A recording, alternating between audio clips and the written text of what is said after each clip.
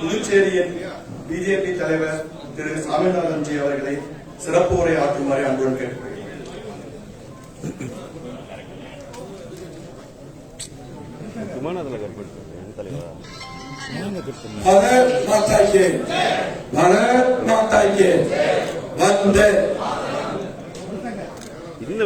அனைவருக்கும் வணக்கம். பாரதிய ஜனதா கட்சி மற்றும் தேசிய முற்போக்கு கூட்டணி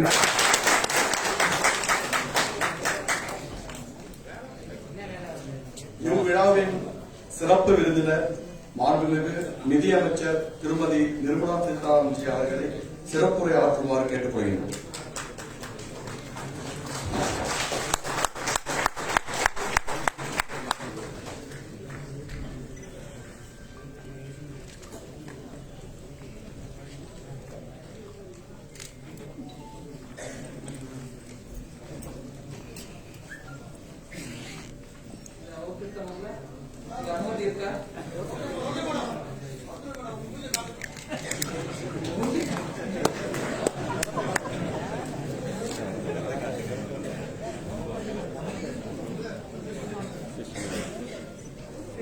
அனைவருக்கும் வணக்கம். மேடையில் அமர்ந்திருக்கக்கூடிய புதுச்சேரியை சேர்ந்த முக்கியமான பாரதிய ஜனதா கட்சியின் தலைவர்கள் அனைவருக்கும், அதிலும் முக்கியமாக புதுச்சேரி மாநில தலைவர் சுவாமிநாதன் அவர்களுக்கும்,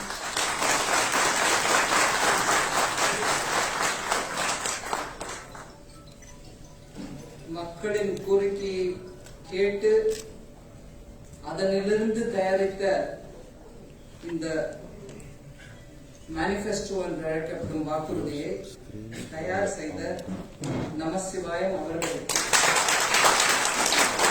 இங்கே வந்திருக்கக்கூடிய அனைவருக்கும் என் வணக்கங்கள். ஊடகங்களின் சார்பாக நண்பர்கள் பலர் இருக்கின்றனர், அவர்களுக்கும் என் வணக்கம்.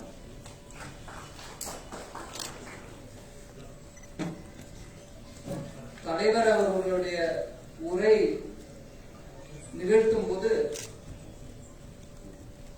மேனிபெஸ்டோவில் இருக்கக்கூடிய வாக்குறுதிகளை நிறைவேற்றுறதுக்கு நிதி தேவைப்படும், அதனால நிதி அமைச்சர் அனுப்பியிருக்காங்கன்னு சொன்னாங்க. அது ஒரு விதத்துல நான் மறுக்கக்கூடாது, மறுக்கவும் முடியாது. ஆனா ஏன் கணிப்புல இந்த மேனிபெஸ்டோல நீங்க பாத்தீங்கன்னா புதுச்சேரியில 51% மகளிர். இந்த மேனிபெஸ்டோல இருக்கக்கூடிய ஒவ்வொரு வார்த்தையும் நம்மளுடைய வாக்குறுதி, நம்ம நிறைவேற்ற கடமைப்பட்டிருக்கிறோம், அதை நிறைவேற்றுவோம். இதெல்லாம் இருந்தா கூட மகளிர்களுக்கு சொல்லப்பட்டிருக்கிற நீங்க வாக்குறுதியை பாருங்க. அதுக்காக தான் நான் வந்திருக்கேன். அதாவது இந்த கட்சியில மகளிர்களுக்கு எப்பொழுதும் ஒரு உன்னத ஸ்தானம் கொடுப்பாங்க. 98ல சாரி 2008ல இந்த கட்சியில, பாரதிய ஜனதா கட்சி என்னும் நம் கட்சியில 33% மகளிருக்கோசம் ஒதுக்கப்பட வேண்டும் என்று ஒரு தீர்மானம் எடுக்கப்பட்டது. எங்க நம்ம கட்சியிலேயே கிராமப்புறத்திலிருந்து ஆரம்பிச்சு நேஷனல் எக்ஸிகியூட்டிவ் சொல்லக்கூடிய ஹையஸ்ட் பாடி வரைக்கும் 33% மகளிருக்கு ஒதுக்கீடு கொடுக்கணும். அதாவது அங்க இருக்கக்கூடிய பதவிகளை கொடுக்கும் போது, கட்சிக்குள்ள பதவிகளை கொடுக்கும் போது பெண்களுக்கு கொடுங்க அப்படின்னு. ஒரு விதத்துல நான் பெண்ணின் சொல்லி எனக்கு ரிசர்வேஷன் கொடுங்கன்னு கேட்டு நான் அரசியல்ல வரலன்னாலுமே அதுக்கு முன்னாடி நாம் கட்சியோட தொடர்பு இருக்கக்கூடிய, கொள்கை ரீதியா தொடர்பு இருக்கக்கூடிய பலவித ஆர்கனைசேஷனோட வேலை பார்த்துட்டு இருந்தாலும் 2008 கட்சியில இந்த மாதிரி ஒரு 33% ஒதுக்கீடு கொடுக்கிறோம்ன்றதுனால நீங்க வாங்க நேஷனல் எக்ஸிகியூட்டிவ் சொல்லி என்ன கூட்டிட்டு வந்தாங்க. அப்போல இருந்தும் பார்க்கல, அதுக்கு முன்னாடியும் எனக்கு தெரிஞ்ச வரைக்கும் இந்த கட்சியில பெண்களுக்கு மரியாதையான ஒரு மதிப்பான ஒரு அதனாலதான் எங்க வீட்லயுமே அரசியல்ல எங்க வீட்டுல யாருமே இருந்தது பிறந்து விட்டது. இன்ஃபேக்ட் சில சமயம் ஐயோ அரசியல பெண்கள் ஏமாறி அப்படிங்கிற மாதிரி யோசிக்கக்கூடியது நிஜம், எல்லாருக்கும் தெரியும், ரொம்ப கஷ்டம் அங்க இருக்கிறது. இருந்தாலும் பெண்கள் அங்க மதிப்பாக நடத்தப்படுறது ஜனசங்க காலத்திலிருந்து எல்லாருக்கும் தெரிஞ்ச விஷயமா இருந்த போதிலும் அந்த ரிசர்வேஷன் மூலமா பெண்களுக்கு இடம் கொடுக்கறாங்க போது எங்க வீட்டுல யாரும் என்ன தடுத்து நிறுத்தல. டெஃபினட்டா நல்ல கட்சி தான். அப்படி வந்தாலும் அந்த பிறகும் நான் அனுபவிக்கிறதும் அதுதான். பெண்களுக்கு மரியாதையான ஸ்தானத்தை கொடுக்கக்கூடிய கட்சி, பெண்களின் வளர்ச்சிக்கு ஸ்தானத்தை கொடுக்கக்கூடிய கட்சி. இல்லைன்னா நான் இன்னைக்கு இங்க ஒரு நிதி அமைச்சரா இருக்கவே முடியாது. இது வரைக்கும் நான் அவங்க சொல்லிருக்காங்க, நான் ரொம்ப பெருமையாலாம் சொல்லல, ரொம்ப தாழ்வு எண்ணத்தோடு தான் சொல்றேன். 2வது நிதி அமைச்சர், 2வது பெண் நிதி அமைச்சர், 2வது பெண் டிஃபென்ஸ் மினிஸ்டர் அப்படின்னு சொன்னாங்க. டெக்னிக்கலி பார்த்தா கரெக்ட். ஆனா அந்த முதல்ல இருந்த யாரு? இந்திரா அம்மா. அவங்க பிரதமரா இருந்த போது நிதி அமைச்சராகவும் பிரதமரா இருந்த போது டிஃபென்ஸ் மினிஸ்டராகவும் இருந்தாங்க. நான் மதிப்பேன். அவங்க நம்மளுடைய ஃபார்மர் பிரைம் மினிஸ்டர், எல்லா விதத்திலையும் அவங்களுக்கு மதிப்பு கொடுக்கணும்னு நான் கொடுக்குறேன். ஆனா எதுக்கு இந்த உதாரணத்தை சொல்றேன்? பிரதமரா இருந்த அவங்க ஒரு பீரியடுக்கு டிஃபென்ஸ் மினிஸ்டரா இருந்தாங்க, ஒரு பீரியடுக்கு பினான்ஸ் மினிஸ்டரா இருந்தாங்க. தவிர இந்த கட்சியில் தான் நான் பிரதமர் இல்லை. ஆனாலும் எனக்கு அந்த வாய்ப்பை கொடுத்தா ஐயா எனக்கு ஒரு பொறுப்பை கொடுத்தேன். இந்த அம்மா அரைகுறையா ஹிந்தி பேசுது, இவங்களுக்கு ஏன் கொடுக்கணும்? இந்த அம்மா ஒரு பெண்ணு, இதுக்கு ஏன் கொடுக்கணும் அப்படிங்கிற எண்ணம் இல்லாம கொடுத்து ஃபுல் ஆதரவும் கொடுத்து சப்போர்ட்டும் கொடுத்து, அம்மா நீ பண்ணு, அம்மா நீ பண்ணு, அம்மா அப்படிங்கிற அந்த சப்போர்ட் கொடுத்ததுனால என்னால செயல்பட முடிஞ்சிச்சு. எதுக்கு இவ்வளவு விவரம்? என் கதையை நான் சொல்றதுக்கு இங்க வரலைங்க. ஆனா எதுக்கு இந்த உதாரணமா சொல்றேன்னா, அந்த மாதிரி பெண்களை முன்னெடுத்து நிறுத்த வேண்டும், அவங்களுக்கும் வாய்ப்பளிக்க வேண்டும். அந்த வாய்ப்பு கொடுக்கறதோடு இல்லாம ஆதரவும் கொடுத்தாதான் அவங்களுக்கு நல்லது அப்படின்றத புரிஞ்சு நடத்தக்கூடிய கட்சிகள் தான் பெண்களின் ஆதரவாக இப்பேற்பட்ட ஒரு மேனிஃபெஸ்டோ. இது பெண்களுக்கு கொடுத்த ஒவ்வொரு வாக்குறுதியும் எடுத்து பாருங்க. இது என்ன புதுவிதமா கொடுத்திருக்கீங்க, நிறைவேற்ற முடியுமா அப்படின்னு யாரும் கேட்க முடியாது. இதுல பல அம்சங்கள் ஒவ்வொரு மாநிலத்திலையும் நம்ம ஆட்சியில் இருக்கக்கூடிய பல மாநிலங்கள்ல கொடுத்து நிறைவேற்றப்பட்ட வாக்குறுதிகள். அதனால இது செயல்முறையில நம்ம நடத்தி காமிச்சிருக்கிறதுனால இங்கேயும் நடத்தி காட்டுவோன்ற நம்பிக்கை நம்மளுக்கு இருக்கு. இது நம்ம மனசுல வச்சுக்கணும். எல்லாரும் வாக்குறுதி கொடுக்கறாங்க, நீங்களும் கொடுத்துட்டீங்க, நிறைவேற்றுவீங்களான்னு போய் பாருங்க, நாங்க எங்கெல்லாம் நிறைவேற்ற காமிச்சிருக்கிறோம். அதோடு இல்லாம எனக்கு ஒரு விஷயம் இந்த மேனிபெஸ்டோ பத்தி என்ன பிடிச்சிருக்குன்னா, நாங்க இது கொடுக்கிறோம் அதை கொடுக்கிறோம், ஆகாசத்தை வில்லா வளைச்சிருவோம் சொல்றது நியாயமா சொல்றாங்க. ஏன் சொல்றாங்க? ஏன் நியாயமா சொல்றாங்கன்னு சொல்றேன். மக்களிடம் கருத்துக்களை கேட்டிருக்காங்க. அவர் அழகா விளக்கம் சொன்னார். எவ்வளவு தூரம் பயணம் செய்து மக்களிடம், காலேஜில் இருக்கிறவங்களோ, இது மார்க்கெட்ல இருக்கிறவங்களோ, இல்ல கூட்டம் கூட்டமா எங்க மக்கள் திரளுவாங்களோ அங்கெல்லாம் போய் கருத்து கணிப்பு எடுத்துட்டு தான் வந்திருக்காங்க. அதனால மக்களின் வாக்கே இதெல்லாம் இந்த வாக்குறுதிக்கு அடிப்படையா இருக்கு. இது ஏதோ நாங்க அவர் சொன்ன மாதிரி ஏசி ரூம்ல உட்காந்து தயார் பண்ணீங்க. புதுச்சேரியின் மக்களின் இருந்த ஒரு வேதனை, அவங்க இருக்கக்கூடிய நம்பிக்கை, ஆசை பாக்குறாங்க. பிரதமர் மோடி எல்லா ஊர்லயும் என்னெல்லாம் பண்ணிட்டு இருக்காங்க. அதுல பலத மோடிக்கு நல்ல பேர் வந்துருமோன்ற எண்ணத்துல இங்க நிறைவேற்றாம விட்டா நிஜம் உங்க எல்லாருக்கும் தெரியும். அந்த நிறைவேற்றாம விட்ட விஷயத்தையும் எடுத்து சொல்லிருக்காங்க. எங்க ப்ராமிசஸ் நிறைவேற்றப்படவில்லை. அது நீங்க கொடுத்த ப்ராமிஸ் மாத்திரம் இல்லைங்க.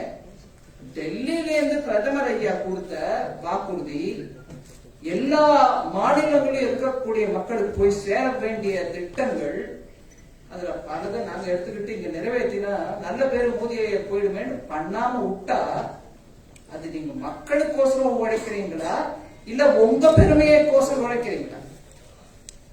உதாரணமா நான் இப்போ திருப்பி என்ன பார்லிமெண்ட்ல கேட்டாங்க பட்ஜெட் விஷயம் பேசும்போது, என்னங்க அக்ரிகல்ச்சருக்கு நீங்க கொடுத்த பட்ஜெட் 65,000 கோடில இருந்து குறைச்சி 55,000 கோடி வந்துச்சு, அந்த 10,000 கோடி எங்க போச்சுன்னு கேட்டாங்க. அந்த 10,000 கோடி ஏன் செலவழிக்கப்படவில்லைன்ற அந்த நிஜத்தை நான் எடுத்து சொன்னேன்னா அதுதான் கருத்து. எங்கெங்க காங்கிரஸ் ஆட்சி இருக்குதோ இல்ல டிஎம்சி போல கட்சிகள் இருக்கின்றனவோ அங்கங்க இந்த மாதிரி ஒரு எண்ணத்தோட ஒரு குறுகிய மனநிலை இருந்தது. அந்த எண்ணத்தோட செயல்பட்டதுனால நல்ல எல்லா மாநிலங்களுக்கும் செய்ய வேண்டும் என்று நம்ம ஒரு வாக்குறுதி கொடுத்தா அதை நான் இங்க செய்ய மாட்டேன், ஏன்னா அவருக்கு நல்ல பேர் போயிடுவோம். அந்த 10,000 கோடி ஏன் அக்ரிகல்ச்சர் பட்ஜெட்ல குறைவு காணப்படுது அப்படின்னு சொன்னா அது பெங்கால்ல இருக்கக்கூடிய விவசாயிகளுக்கு நான் கொடுக்குறேன்னு சொன்ன பணம் அவங்க கிட்ட பட்டியலே வரல. விவசாயிகள் பட்டியல் கொடுங்க, அவங்க அக்கௌண்ட்க்கு டைரக்டா நாங்க பணம் போட்டுருவோம்னு சொன்னா பட்டியல் கொடுத்தாங்கம்மா. அங்க இருக்கக்கூடிய முதலமைச்சர் எனக்கு பட்டியல் கொடுக்காதனால அந்த 10,000 கோடி செலவழிக்காம அப்படியே இருக்குதாங்க. அதே நிலைதான் புதுச்சேரி. விவசாயிகள் விஷயத்துல சொல்லல, பாக்கி விஷயத்துல எடுத்து பாருங்க.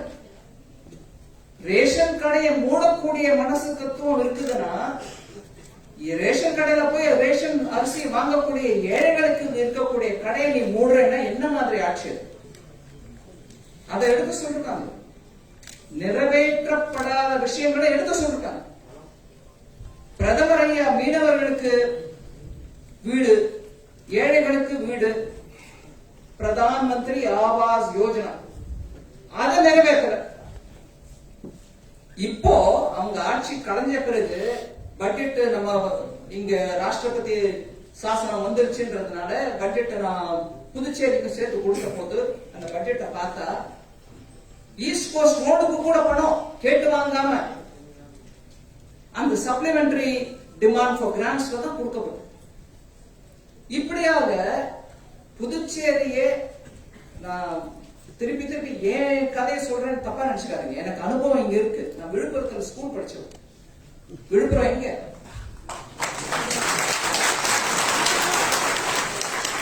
பிறந்து நர்சரியில இருந்து 4ஆம் கிளாஸ் வரைக்கும் அங்கதான் படிச்சேன். சும்மா கிண்டலுக்கு சொல்றேன், பேச்சுக்கு சொல்றேன், தப்பா நினைச்சுக்காதீங்க. சென்னையில இருந்து ட்ரெயின்ல புதுச்சேரிக்கு வரணும்னா விழுப்புரம் வழியா தான் வண்டி போகும். நாங்க ரயில்வே காலனில இருந்தோம். எங்க வீட்டுக்கு எதிர்த்தாப்புல அந்த வண்டி ட்ராக் இருக்கும். கூட்டமா ஜனங்க எதுக்கு வருவாங்கன்னு உங்களுக்கு தெரியும். புதுச்சேரி அப்ப தமிழ்நாட்டுல ப்ரொஹிபிஷன் இருந்தாங்க. ஆனா எங்க குடும்பத்துல எங்களை மாதிரி நிறைய குடும்பங்கள் புதுச்சேரிக்கு வரும். பலவித காரணத்துக்கு வருவோம். நாங்க அப்போ அரவிந்தோ ஆசிரமத்துக்கு வருவோம், இல்ல புதுச்சேரி கடற்கரை அனுபவிக்க வருவோம். புதுச்சேரியில் நல்ல எஜுகேஷன் கிடைக்கும், நிறைய பேர் வருவாங்க, ஜிப்மரை பத்தி பேசுவாங்க. இன்னைக்கு இந்த மேனிபெஸ்டோ நம்ம பிளஸ் பிரதமர் ஐயா பிப்ரவரியில வந்த போது அறிவிச்சது என்ன? காரைக்கால்ல ஜிப்மரோட ஒரு பில்டிங் இன்னைக்கு போயிட்டு இருக்காரு. மந்திரி மீன்வளத்துறை அமைச்சர் போயிட்டு இருக்காரு. அதை ஓபன் பண்றதுக்கான முயற்சி நம்ம பண்றோம். அதனால புதுச்சேரிக்கு வந்து போயிட்டு இருந்தவங்க தான் பிரதமர் ஐயா பெஸ்ட் அப்படின்னு போட்டு அதை பத்தி பேசிட்டு இருக்காங்க. பிசினஸ் ஹப் புதுச்சேரியில வரணும்.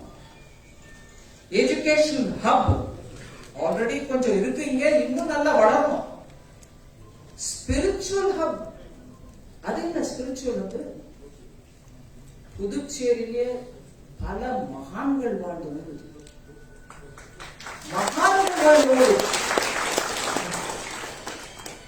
ஒரு காலத்துல நக்கலும் கிண்டலுமா பேச்சுவார்த்தை சொல்றதா புதுச்சேரியா இதுக்கு குடிக்க போறியா அப்படின்வாங்க. தப்பு தப்பு. அரவிந்தர் மாத்திரம் இல்ல, அரவிந்தோ ஆசிரமம் இங்க இருக்கு. வெளிநாட்டில இருந்து வந்த மதர் அது மாத்திரம் இல்ல. சின்னது பல பேருக்கு இங்க தெரிஞ்சிருக்கும். ஆனால் நான் சொல்ல விரும்புறேன், சுப்பிரமணிய பாரதியார் அவர்கள் இங்க வாழ்ந்த அவருக்குள்ளவே ஒரு மகா சக்தி இருந்ததுனாலதான் அவர் அப்பேற்பட்ட பாடல்களை பாட முடிஞ்சது. பரம ஏழ்மையில வாழ்ந்தார். அவர் இருந்தாலும் அவருக்குள்ளே இருந்த அந்த சக்தி அப்படி பாட வச்சு. அந்த சக்திக்கு உடனே ஒரு சின்ன ஒரு கதை இருக்கு. சுப்பிரமணிய பாரதியாருக்கு எனக்கு ஞானம் வேணும் அரைஞ்ச காலத்துல அவர் ஒரு குள்ளசாமியார் ஒருத்தர் போயிட்டு இருப்பாரு இந்த ஊர்ல எங்கேயோ. திடீர்னு சுப்பிரமணியம் அவர் மனசுல தோணிட்டு இருக்கு. ஒரு தடவை அவரை போய் பிடிச்சு, ஐயா எனக்கு ஞானம் கொடுங்க அப்படின்னு கேட்டிருக்காரு. அவரோட சுப்பிரமணிய பாரதியாரோட ஓன் ஸ்டைல். அவர் பலமுறை அவரை கண்டுக்கல, ஓடிடுவார். கூட்டத்தில் இருக்கிற மாதிரி இருப்பாரு, அப்புறம் காணாம போயிடுவார். இதெல்லாம் எங்க பெரியவங்க சொல்லி எனக்கு தெரியும், அதனால உங்களுக்கு நான் சொல்றேன். அந்த குண்டசாமியாரே ஃபைனலா ஒரு தரம் பாரதியை கூட்டிட்டு போய் ஒரு பாழடைஞ்ச கிணறுல குனிஞ்சு பாருன்னு சொல்லி, அதுல என்ன தெரியுது பாரு அப்படின்னு சொன்னப்போ பாரதியார் பார்த்துட்டு சொன்னதால சூரியன் தெரியுதான்.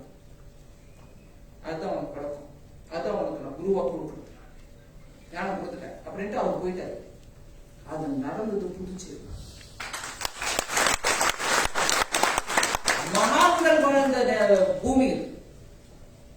இன்னைக்கு காரைக்கால்ல எல்லாரும் போய் திருநள்ளாறுல இருக்கக்கூடிய சனி பகவான வேண்டுறதுக்கு நார்த் இந்தியாவில இருந்து வெளிநாட்டுல இருந்து எல்லாரும் வராங்க. ஆனா அந்த சனி பகவான் இருக்கக்கூடிய அந்த கோவில் இருக்கக்கூடிய அந்த இடம் எப்பேற்பட்ட பூமினா அதுக்கு பேர் என்னங்க? இன்னைக்கு பல பேர் அந்த பேரை நம்ம ஞாபகம் வச்சுக்கிறது. தர்பாரண்யம். தர்பாரண்யம் என்ன? தர்ப புல்லு. அந்த புல்லு இன்னைக்கு வேள்வியில நீங்க போய் உட்கார்ந்து அந்த புல்லதான் கையில குடுத்துவீங்க, சுட்டுக்கிட்டு அதன் மூலமா தான் உங்களுக்கு கனெக்ஷன் வருது. ஸ்பிரிச்சுவல் கனெக்ஷனுக்கு தேவைப்படுற புல்லு இன்னைக்கு நார்த் இந்தியால போய் குஷா அப்படின்னு சொல்லுங்க, அவ்வளவு குஷா அந்த அந்த கிராஸ் புல்ல அந்த இடத்துல இருந்தது எல்லாமே அந்த தர்ப புல்லோட காடு. அந்த காடுல இருந்தவர் தர்பாரண்யேஸ்வரர் மகாதேவன் சிவன். அந்த சிவன் கோவில்ல கோஷ்ட தேவதையா இருக்கக்கூடிய சனி பகவான நம்ம வழிபடுறோம். அப்பேற்பட்ட பூமி இந்த பூமி. அதனால ஸ்பிரிச்சுவல் பிரதமர் ஐயா சொன்னாங்கன்னா காரணம் இல்லாம சொல்லல. தர்பாரண்யம் குள்ளசுவாமியை போல எத்தனையோ பல குள்ளசுவாமிகள், சுப்பிரமணிய பாரதியார், அரவிந்தர், மதர், இன்னும் நம்மளுக்கும் தெரிஞ்சும் தெரியாமலே நம்ம மத்தியிலேயே எத்தனை பேர் குள்ளசுவாமியார்கள் இருக்கிறார்கள். அப்பேற்பட்ட பூமி இந்த புதுச்சேரி. அதனால பெஸ்ட்ல business hub, education hub, spiritual hub பிரதமர். காரணம் எல்லாம் சொல்ல. And of course tourist hub. இது நாளையும் சேர்த்து போட்டுதான் பெஸ்ட் புதுச்சேரி அப்படின்னு இவங்க போட்டிருக்காங்க. ரொம்ப எனக்கு மகிழ்ச்சி. பிரதமர்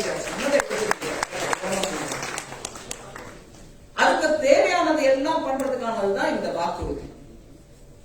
அதோட இல்லாம புதுச்சேரியின் கடல் பகுதியில் வாழக்கூடிய மீனவர்களை பத்தி இன்னைக்கு எனக்கு ரொம்ப மன நிறைவு எதுக்கு ஏற்பட்டதுன்னா, இந்த மேனிபெஸ்டோ ரிலீஸ் சமயத்துல பிஷரிஸ் மினிஸ்டர் இங்க வந்து இன்னைக்கு காரைக்கால் போயிட்டு இருக்காரு. அதனாலதான் இப்ப இங்க இல்ல. காரைக்கால்ல அவருக்கு ஒரு மீட்டிங் இருக்கு, அதுக்கு போயிட்டு இருக்காரு. பிஷர்மேனுக்கு தனி மினிஸ்ட்ரி கொடுத்தது பிரதமர் ஐயா மோடி ஐயா. ஆனா எனக்கு ஆச்சரியமா இருந்தது, ஒரு புயல்ல அடிபட்டு வேதனைக்குரிய ஒரு குடும்பம் முன்னாள் முதலமைச்சர் முன்னாள் நின்று, ஐயா நீங்க எங்க குடும்பத்தை வந்து பாத்தீங்களா, அந்த புயல் சமயத்தில் நீங்க வரலீங்களே, ஒருத்தர் கூட வராம நின்றுட்டாரு ஐயான்னு ராகுல் காந்தி முன்னாடி சொன்னா, நீங்க அதை சொன்னாமலையாவது விட்டுருங்க, டிரான்ஸ்லேட் பண்ணாம விட்டுருங்க.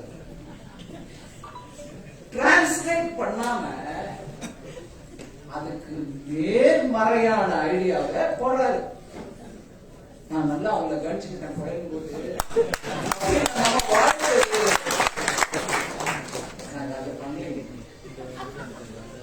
இதுல இருக்கிறது மக்கள் சொன்னதை அப்படியே போட்டிருக்கோம்.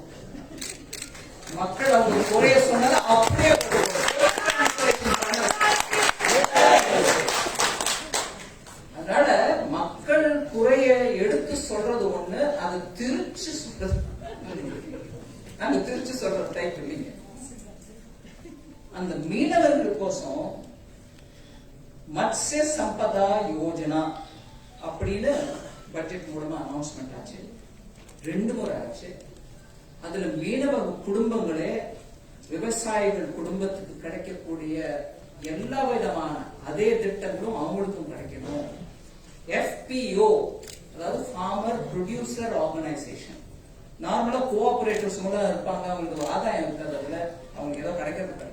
அப்படி இல்லாம இன்னைக்கு விவசாயிகளை ஆதாயம் தரக்கூடிய ஃபார்மர் ப்ரொடியூசர் ஆர்கனைசேஷன் ஒன்று ஏற்பாடு பண்ணி அதுல 100-500 விவசாயிகள் சேர்ந்து அவங்களுடைய பொருளுக்கு சரியான மதிப்பு கிடைக்கணும், விலை கிடைக்கணும்ன்ற அந்த நோக்கத்தோட, ஆதாயம் அவங்களுக்கு கிடைக்கணும்ன்ற அந்த நோக்கத்தோட FPO ஃபார்ம் பண்ணணும்.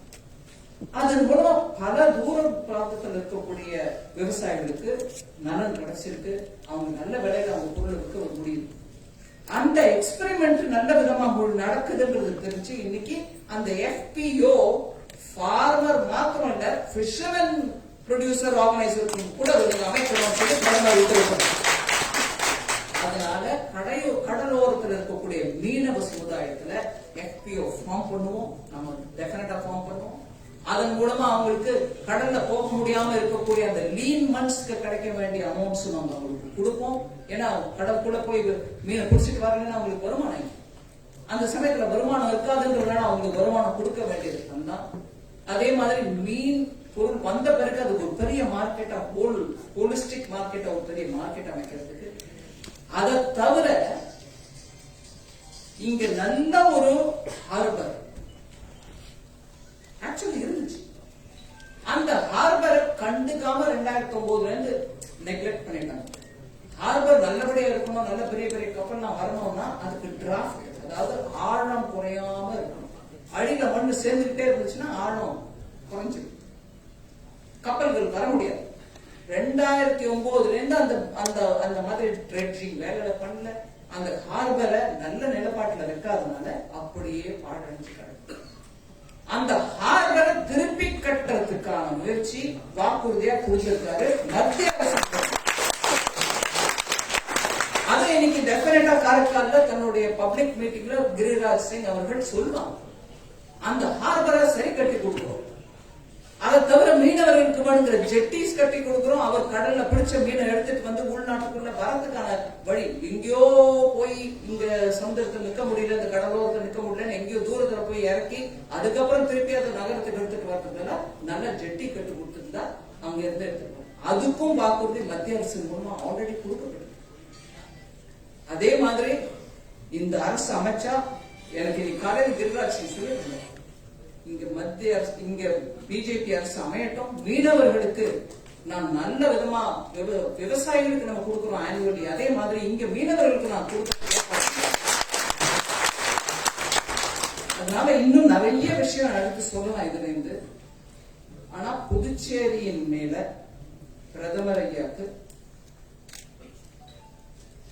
மற்ற மாநிலங்கள், இதர மாநிலங்கள் முன்னேறுவது போல புதுச்சேரி முன்னேற வேண்டும் என்ற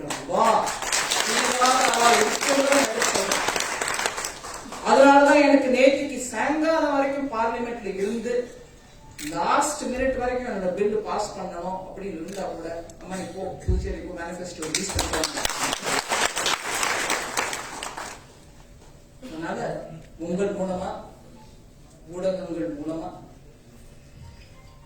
எந்த விதமான தளர்வும் இல்லாம நம்ம கட்சி தொண்டர்கள், அதுல நானும் தான், மத்தியிலையும் பாரதிய ஜனதா கட்சி, மாநிலத்திலையும் பாரதிய ஜனதா கட்சி ஆட்சி, அப்படி ஆட்சி வந்தால்தான் புதுச்சேரி கிட்டத்தட்ட 10-15 வருஷமா ஒரு தடைப்பட்ட நிலையில இருந்த அந்த நிலை மாறி ஃபுல் ஸ்பீட்ல முன்னேறதுக்கான வாய்ப்பு அப்பதான் இருக்கு. அதனால தொண்டர்கள் எந்த விதமான தளர்ச்சியும் அடையாம நீங்க வீடு வீடா போய் நம்ம மேனிபெஸ்டோல இருக்கக்கூடிய விஷயங்களை சொல்லி மக்களிடையே எதற்கு இங்க தாமரை மலர வேண்டும் என்ற விஷயத்தை எடுத்து சொல்ல வேண்டுமா நான் பணிவன் கூட கேட்டுக்கொள்கிறேன். நானும் இங்க பிஜேபி ஆட்சி வந்தாதான் புதுச்சேரியின் தனித்தன்மையும் புதுச்சேரியின் ஸ்பெஷல்ஸ் சில குணங்கள் இருக்கின்ற அதான் அந்த பெஸ்ட்ல எடுத்து சொல்லப்பட்ட குணங்கள் அது மலர்றதுக்கான வாய்ப்பு அப்பதான் உங்களுக்கு கிடைக்கும். அதனால உங்க எல்லாருடைய கோஆபரேஷனையும் வேண்டி கேட்டுக்கிட்டு எனக்கு இந்த வாய்ப்பு அளித்தமைக்கு நன்றி.